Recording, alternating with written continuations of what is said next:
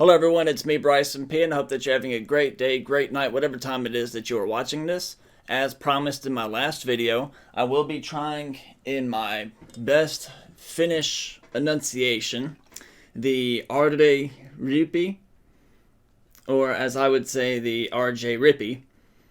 So we're going to go ahead and try this. Take a shot. Now this is a 2 ounce or a double shot glass, so I'm only going to fill it up halfway. And then we're going to get directly into today's video, which is not just bikes and how suburbia is subsidized, and here's the math. But before we do, as promised,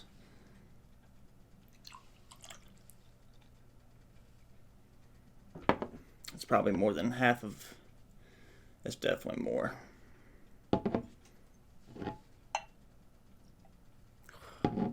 That's good enough. Okay.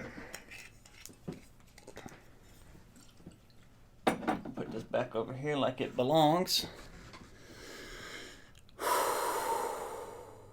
You ready? I'm ready. Alright, here we go. This is Finlandia vodka and the Ryyppy, and it's been sitting for about 2 weeks at this point.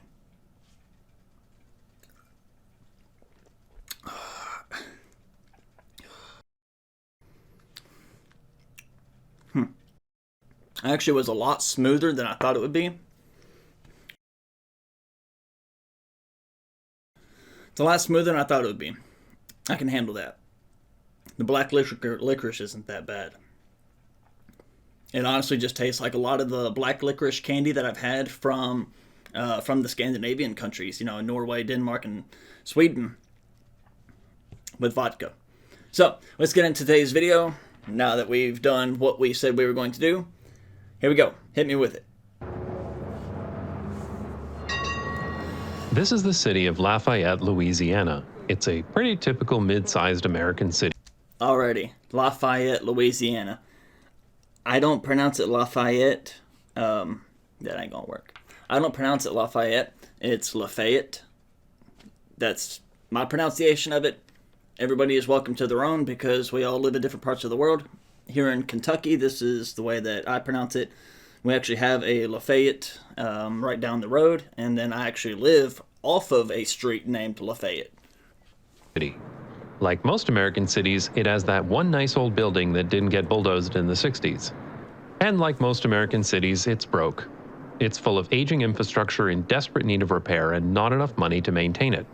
But unlike most American cities, Lafayette acknowledged this fact and requested the help of Strong Towns and Urban 3, a consulting company that helps cities better understand the economic impact of development. Their analysis in Lafayette uncovered a harsh reality that should be a wake-up call to every municipality in North America, as well as any city emulating the American car-centric style of development. Okay. But let's back up a bit. In a previous video in this series, we discussed how two identical lots in the same city have very different property tax revenue. In this example, a 100-year-old commercial block built in the traditional style of development drastically outperformed a shiny new development created in the modern car-centric style. But despite... I'm going to have to go back and actually watch these videos and get a better understanding of what he's talking about for me to be able to really give a good judgment. Because that's interesting to know that, and those are things that I don't take into consideration. By the way, that's a Taco John's. I've not seen a Taco John's in a very long time. I think the closest Taco John's is maybe an hour and a half from here. And that's even if it's still there.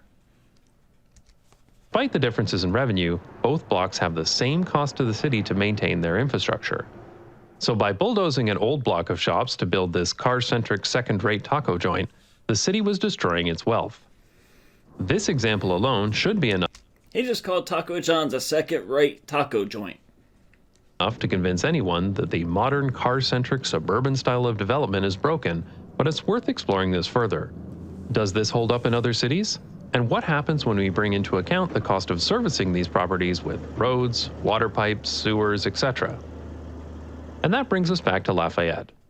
This is a map of the revenue and expenses data uncovered by Urban 3. So what are we looking at? Well, any successful business tracks its ROI, its return on investment.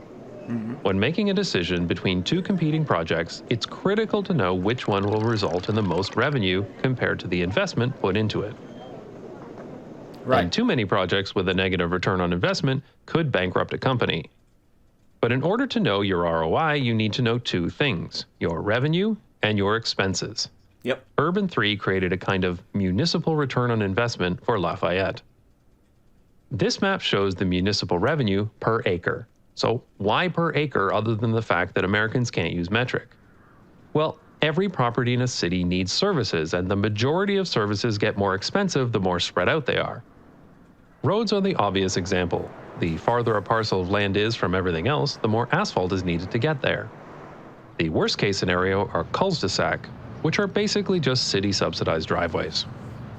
This also applies to water infrastructure, sewers, and all other physical infrastructure, as well as the cost of policing, fire department coverage, and even the cost of providing education. But while per area revenue is actually quite a good approximation, Urban 3 wanted to fully understand these expenses, so they painstakingly calculated the cost of services for each parcel of land in Lafayette. It looks something like this. This shows every area that's a net positive for the city in gray, and every area that's a net. Now, I'm not sure of the size of Lafayette, Louisiana, but from what I'm seeing in this video, as far as from the stock footage, as well as just the conversation and just the general talking, it definitely seems a lot like even my town and like the towns that I've lived in over years. But it is already, I can completely fall in line and pretty well track with what's already being said, because it's all very well true. Just in seeing the way that my city is got its development and the way that things will be torn down and rebuilt differently instead of over here, or why we have two public high schools, and yet both of them are within easy walking distance for the people that go there and attend, the students, right? But yet we have, for whatever reason, decided to now disband both of those schools and combine them together and build a giant mega school, which will then be farther out into the county, outside of the city. It'll still be in the city limits, but it'll be farther outside where no one's going to be able to walk to it. You can't ride a bicycle there. The only way to get to the school is going to be public transportation. But yet there's so many kids right now that are able to walk to school that are not going to be able to here in a couple of years. Net negative in red. And here it is in 3D. This analysis has some fascinating results. The first is that downtown is wildly profitable. This is a bit surprising because there's nothing particularly remarkable about downtown Lafayette. It's certainly not bad, but you'd never know from looking at these pictures that this is the economic engine of the city, while places like this are a drain on city finances. But this shouldn't be too surprising when you think about it, because there's an insane amount of asphalt and infrastructure here for a very small number of shops. And for some bizarre reason, the Google Street View car drove down every aisle of this parking lot. But since they did it over multiple years, you can move. There's a Toys R Us. So this Google Street Map is from years prior to even this, because Toys R Us has been gone for a while. It's been gone for quite a few years. At least here in the United States. I know that they still have some stores in other areas, and I believe Canada. And I know that they have an online presence. Down this way and watch the Toys R Us going out of business. Go out of business. Most of these profitable gray areas are the historical neighborhoods built along the river. But one of the biggest spikes is this place, a modern mixed-use walkable neighborhood called River Ranch. Places like this are a net positive for the city. One of the most shocking discoveries that Strongtowns discovered is that the replacement cost of all of the infrastructure in Lafayette, something that you would expect to happen over about one generation, was about $32 billion. And that's just infrastructure, not all the other everyday costs needed to run a city. Yet the existing tax base was much smaller than that. In order to bridge the difference, Strongtowns calculated that the average family in Lafayette would see their tax bill go from about $1,500 per year to $9,200 per year. But the median household income in Lafayette was only $41,000 at the time. Oh. There's simply no way that can happen. Okay, so Lafayette is a much bigger town / city than where I live. Because I'm pretty sure that the median household income and whatnot per family here in the city that I live in is not that. Plus, we don't have the shopping or the type of infrastructure like what we're seeing. We definitely don't have the stores and the shops of their scale. We have much smaller ones. We have a lot cheaper variations of shopping. But those simple averages are hiding the bigger picture of who's subsidizing who. Because these gray sections are the poorer areas, while these red areas are significantly wealthier.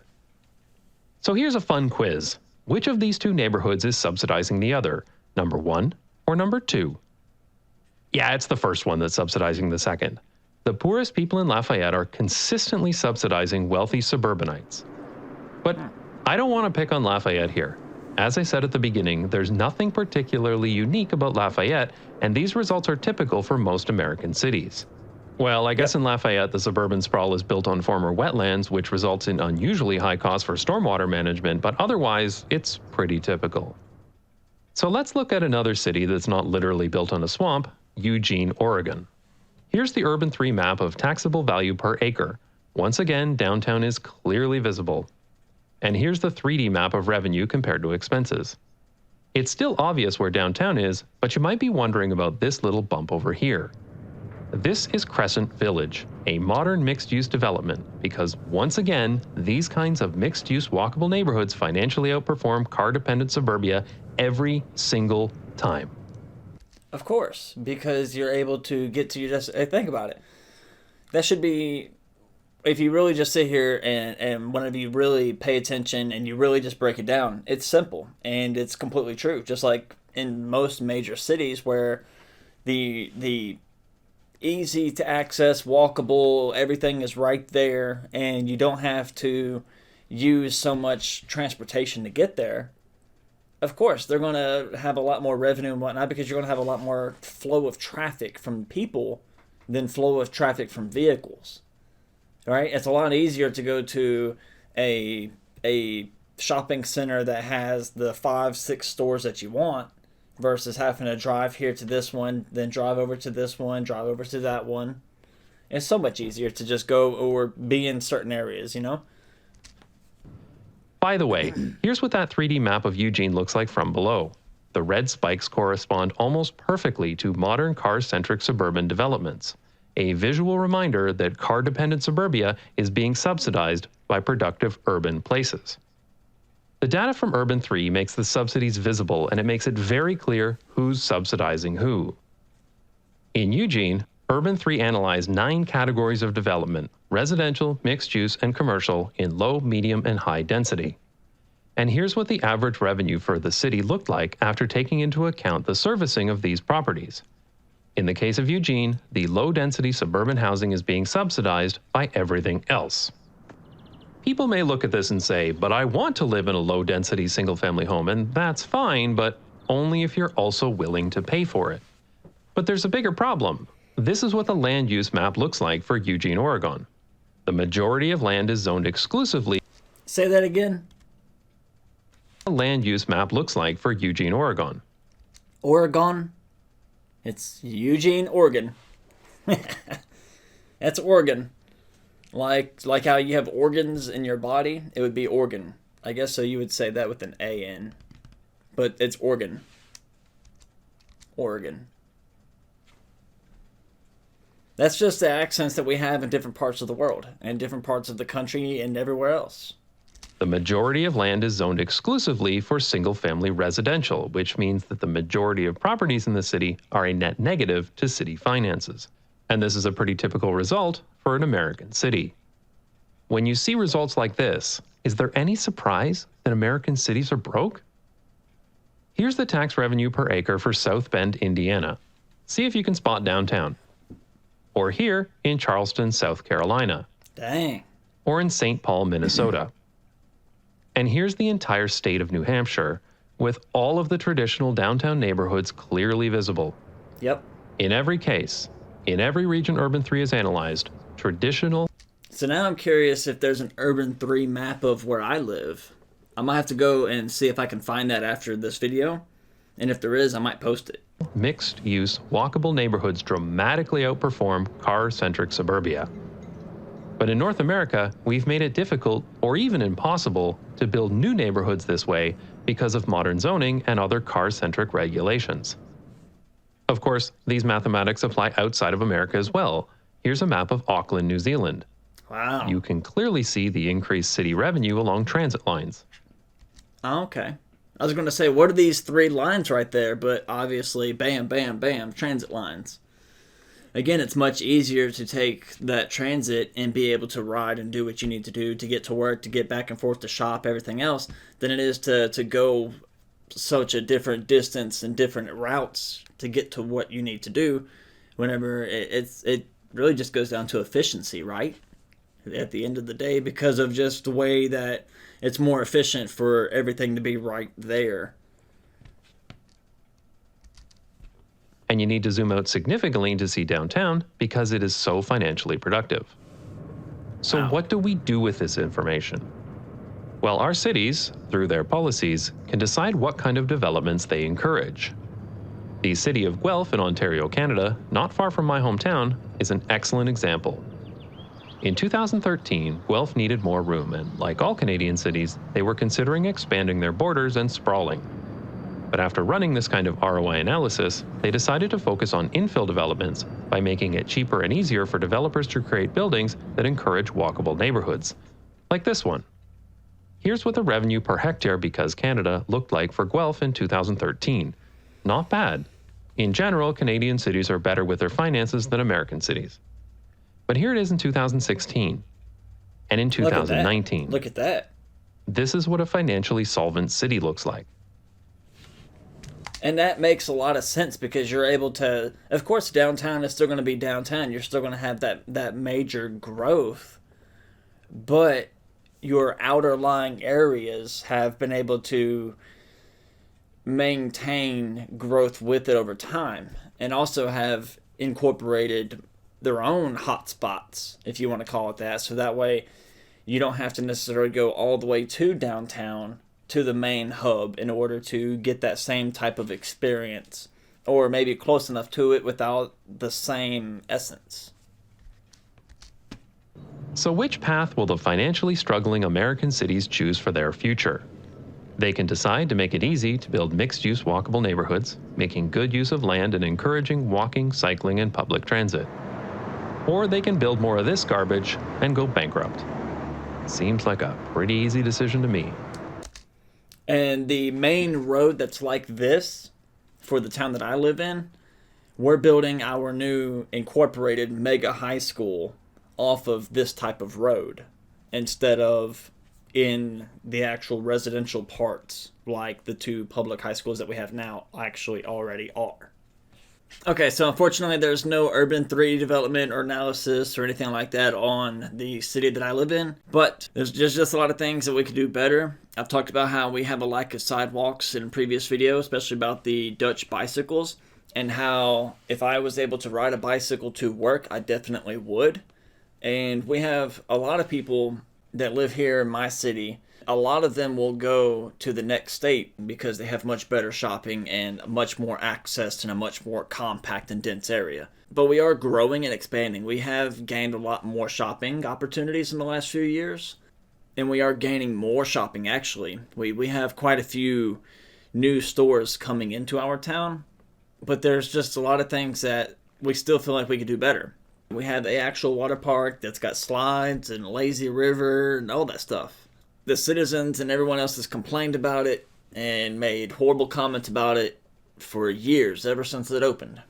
And then they struggled with it the last couple of years because of COVID. And then now this year they say that they're not even going to open it because it needs too many repairs and they don't have the money or the time to get it done before it's time to open it for the summer season. So therefore now The only place for kids to go and enjoy the summertime and get any type of like water activity is to go to another water park in a different county, in a different location, a different state. And I promise you, because everyone else has already talked about it, and we all promise each other, and we know because it's the way that this city is, that water park probably won't ever open again. And it will just sit there and be an eyesore abandoned on the side of the highway. So I'm not sure where I'm going to take my kids this summer, but we're going to find a different water park to go to. Anyways, that just gives you a little bit more insight to the poor development and how it works. It's me, Bryson P. I hope that you have a great day, great night, and enjoyed this video. Goodbye.